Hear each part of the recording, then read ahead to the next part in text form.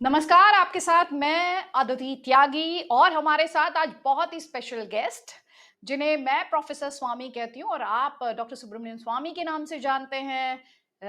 चाहे बात हो प्लेसेस ऑफ वर्शिप एक्ट की या फिर बात की जाए किसी भी मुद्दे की, डॉक्टर स्वामी की अपनी राय होती है। Professor Swami as I call you and doctor Swami as the world calls you. तो एक ऐसा मुद्दा जो इस वक्त दुनिया भर में, भारत में खास तौर पर उस पर फिर से बात हो रही है, वो है द केरला स्टोरी के बाद जो एक डिबेट गरमाई लव जिहाद को लेकर। डॉक्टर स्वामी जो लव जिहाद को क्वेश्चन करने वाले हैं, वो बार-बार ये कहते हैं कि लव जिहाद को तो डिफाइन ही नहीं किया गया और ये तो परिभाषित ही नहीं किया गया क्योंकि आप मुस्लिम हैं, और हिंदुत्व की पिच पर भी आपने काफ़ी कुछ काम किया है, काफ़ी काम किया है। राम मंदिर आंदोलन में आपका योगदान जो है वो बहुत बड़ा योगदान रहा है। मैं आपसे समझना चाहती हूँ प्रोफेसर स्वामी लव जिहाद पर क्या सोचते हैं? देखिए, लव में तो हम कभी हस्तक्षेप नहीं करेंगे। मैं खुद एक पारसी लड़की से शादी की, मैं कैसे रोक सकते हैं। लोग कहते हैं कि मेरी बेटी भी एक मुस्लिम को शादी की है, परंतु हमने शादी तो मुस्लिम के उनकी जो व्यवस्था है, उनकी जो कानून है उसके अनुसार तो नहीं की। और उसकी माँ, जो लड़का है उसकी माँ तो अभी भी जो जो वो भी हिंदू है, परंतु उसको वो अग्नि पूजा ही करते हैं और कुछ नहीं करते हैं। वो एक हमारे हिंदू की एक अंग है। तो मैं तो मेरी बेटी को रोका नहीं। मैंने कहा, जब मैंने अपने को नहीं रोका और मैंने ब्राह्मण, दक्षिण भारत से ब्राह्मण होते हुए मैंने एक पारसी की के साथ शादी की। हाँ, पारसी नहीं पसंद करते हैं, वो अपने लड़कियों को बाहर खरीद तो उनको बहिष्कार कर देते हैं। तो मेरे बेटी दोनों जो पैदा हुए हिंदू हुए और आज भी हिंदू हैं। और वो किसको शादी करेंगे मैंने कभी नहीं उनको बताया। और मैंने कहा 21 साल के बाद जो करना करो, उसके पहले मैं जो कहूँगा वही होगा। उसकी पालन उन्होंने की। तो आज मैं ये कभी किसी को नहीं कहूँगा कि भाई तुम्हें लव हो गया और किसी से शादी करना तो करना है। परंतु मैं ज़रूर जानता हूँ कि एक एक आंदोलन है मुसलमान के बीच में, जो कट्टरपंथी हैं। वो चाहते हैं कि उनका पॉपुलेशन बढ़े और वो समझते हैं कि लड़कों को जाकर लड़कियों को अपने तरफ करके शादी करके फिर मुसलमान बनाना। अब शादी करो और मुसलमान नहीं बनेंगे तो हमें कोई आपत्ति नहीं है। ज़बरदस्ती कि तुम मुसलमान बनोगे तभी हम शादी करेंगे, ये कोई कहेगा तो फिर मैं उसका विरोध करूँगा।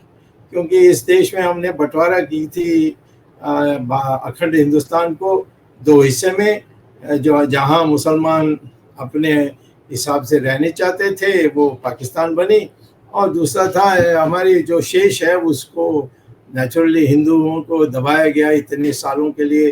पहले मुसलमानों ने आकर आक्रमण करके दबाया हम लोगों को, फिर उसके बाद अंग्रेज़ों ने किया।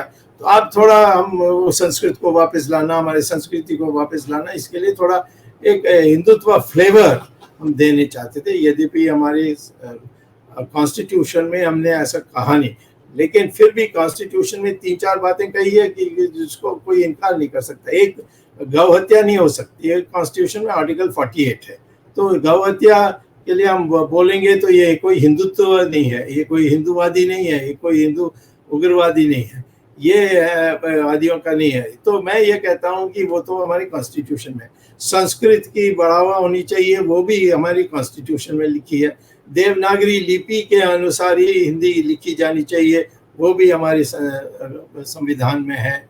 और इस प्रकार से मंदिरों के लिए रक्षा करना और धर्म परिवर्तन नहीं होना, ये सारी चीज़ें। और जो यूनिफॉर्म सिविल कोड है कि आप एक से ज़्यादा, यानी एक महिला एक पुरुष विवाह हो सकती है, आप 4 महिला से नहीं कर सकते हैं। भले तुम्हारा कोई भी अलग से सोच होगी, परंतु हमारे देश में रहना है तो फिर ये जो हमारी कॉन्स्टिट्यूशन उसको मानना है। तो ये सारी चीज़ों के लिए मैं हिंदुत्व की बात करता हूँ, परंतु मैं ये नहीं चाहता हूँ कि लोग तलवार लेकर निकलें और लोगों का पीछा करें, ये सारी धमकाएं, डराएं।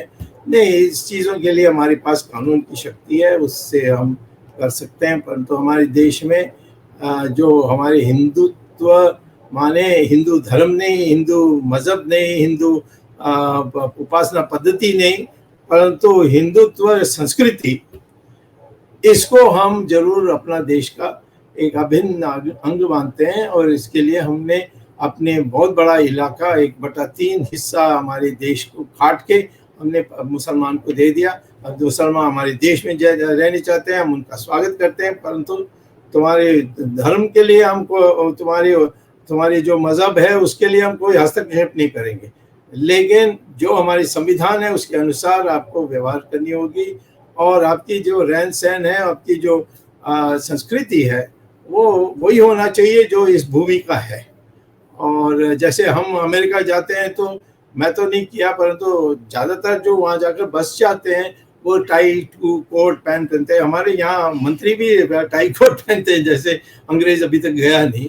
तो मैं ये कहता हूँ कि संस्कृति के बारे किसी देश में, विदेश में जितना छूट हमने दिया, हमने कभी किसी और देश ने अल्पमत को दिया नहीं है।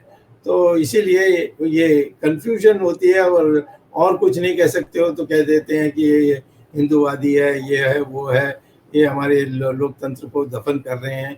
इस प्रकार की बातें चलते रहती है, परंतु हमारे संविधान के अनुसार कई चीज़ें हैं जो आपको अनिवार्य है। काऊ को छू नहीं सकते, आपके यूनिफॉर्म सिविल कोड होनी है, एक महिला एक पुरुष की ही विवाह हो सकती है। और तीसरा है संस्कृत की लिपि, देवनागरी को हिंदी में उपयोग करना चाहिए, और हिंदी जोड़ने वाली भाषा होगी, परंतु उसके शब्द सब संस्कृत से आएंगे। तो ये सारी चीज़ों को मानने के लिए हम बल देते हैं।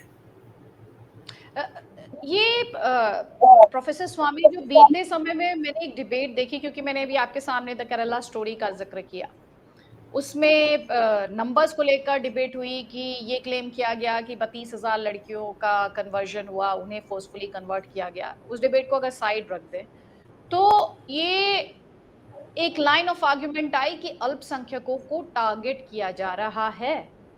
ये कहा गया कि ये मुसलमानों को बदनाम किया जा रहा है। आप इस तरह की लाइन ऑफ आर्ग्यूमेंट से इत्तेफाक रखते हैं क्या? क्योंकि इसमें आरएसएस का भी नाम लिया, जो केरल के सीएम हैं पिनरई विजयन, उन्होंने एक आए तो आरएसएस का प्रोपेगेंडा है। वो तो कम्युनिस्ट है, वो कह गई उसको नहीं महत्व देना। ये बात मैं पहले कह देता हूँ कि दो लोग यानी उर्दू शब्द उपयोग करूँगा, इश्क के कारण शादी करने चाहते हैं, तो हम किसी को अधिकार नहीं है उसका हस्तक्षेप करने के लिए कि वो मुसलमान है या वो मुस्लिम लड़की है। ये कोई नहीं कर सकता। ये दोनों के बीच में वो 21 साल से ज़्यादा आयु के हैं तो वो कर सकते हैं। परंतु यदि हमें लगता है कि ये एक अभियान है कि मुसलमान की लड़की को, और फिर उसको मुस्लिम बनाए, अब मुस्लिम, कोई भी मुस्लिम लड़का एक हिंदू लड़की को शादी करते हैं, परंतु उसका धर्म नहीं बदलते हैं, तो हम कोई नहीं हस्तक्षेप करेगा। लेकिन और बच्चों को लिए भी बच्चों को बताना पड़ेगा, बट पति पत्नी को फैसला करना पड़ेगा इसमें एक डेमोक्रेटिक तरीके से क्या धर्म होगा, या कहेंगे कि 21 साल तक उनको छूट दे दो, और 21 साल के होने के बाद वो कोई जो धर्म में जाने चाहते हैं वो जा सकते हैं, ऐसा कुछ कर सकते हैं। लेकिन जो जिसकी आपत्ति हो रही है वो है कि एक सूझबूझ के साथ, क्योंकि ये दहेज, ये सारी चीज़ों भी हमारी हिंदू लड़कियों को बहुत परेशान किया है। और जो छूट महिलाओं को मिलनी चाहिए, अभी तक तो पुराने जो अंग्रेज़ के काल में और मुसलमान के आक्रमण के काल में जो हिंदुओं के पर्दा में, महिलाओं को पर्दा में डालने के लिए जो हमारी यानी विवश हुए थे, वो तो अब होने की जरूरत नहीं है। मुस्लिम को तो वही, महिलाओं को तो बराबर अब अधिकार है। वो घर में घर देखने के लिए पसंद करेंगे तो उनके अधिकार, ये बाहर जाकर नौकरी करना है तो उनके अधिकार, ये जितना अधिकार पुरुष को है उतना ही अधिकार महिला को है। उसमें हम काम करेंगे। और मुस्लिम उनको चार शादी कर लें, उसमें से एक हिंदू हो, ये सारी चीज़ों को विरोध करेंगे। परंतु जो तरीका है कि हम खुद लाठी उठा के करेंगे सारी, वो आप कानून के बाहर नहीं जा सकते। ये सरकार कर सकती है, सरकार को अवगत करा सकते हैं। वो सरकार सुनती नहीं है तो सरकार को बदलना चाहिए वोट के टाइम पर। इसके लिए अभियान शुरू करनी चाहिए, धीरे धीरे हो जाती है। आज जो बीजेपी आई है और हम राम सेतु को बचाते हैं, राम सेतु को बचाया, राम मंदिर को बचाया और अन्य काशी विश्वनाथ और ये कृष्णा जन्मभूमि को मुक्त कराने के लिए लगे हुए हैं। ये सारी चीज़ों को पहले हम सोच भी नहीं सकते थे जवाहरलाल नेहरू के काल में, और जो सेक्युलरिज्म कांग्रेस पार्टी की चली थी। अब लोग इसके लिए बात करने के लिए तैयार हैं। अब लोगों को यानी संकोच नहीं होता। पहले तो मेरे, जब मैं कॉलेज में था तो लोग कहते थे मैं हिंदू हूँ परंतु मैं कट्टर नहीं हूँ। ये कहने की जरूरत ही नहीं है, मैं हिंदू हूँ, बस हिंदू का कट्टर हो ही नहीं सकता। तो जब वो सब मानता है कि सारे धर्म भगवान के पास जा सकता है या पहुंचता है, तो ये कोई और यानी मजहब नहीं है जो कहती है कि सब रास्ते से आप भगवान प्राप्त करते हो। हमारी रास्ता नहीं तो तुम्हारे कत्लेआम।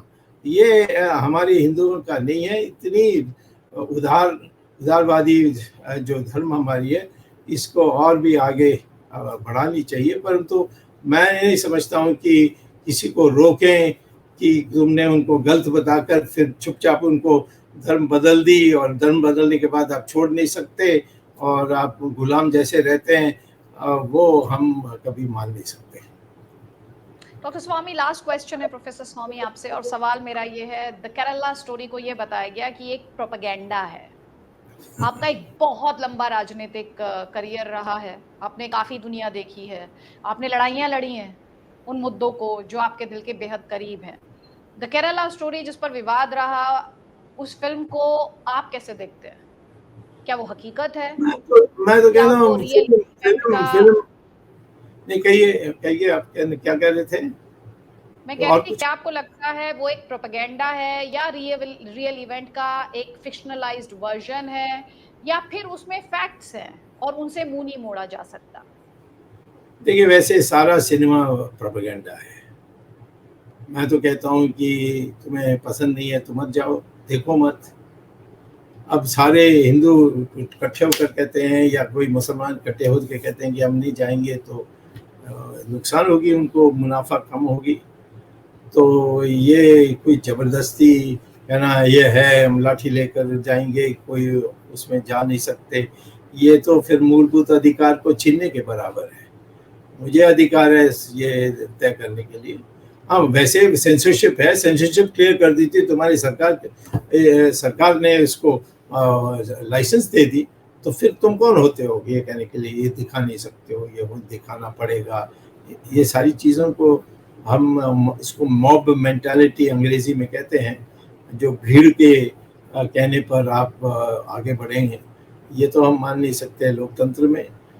मैं तो सिनेमा देखता ही नहीं हूँ, तो मुझे तो पता भी नहीं है इसमें क्या है, ना मुझे चिंता है, क्योंकि जो लोग मेरी बात सुनते हैं वो ये सिनेमा से प्रभावित नहीं होते, सिनेमा जाते भी हैं तो प्रभावित नहीं होते।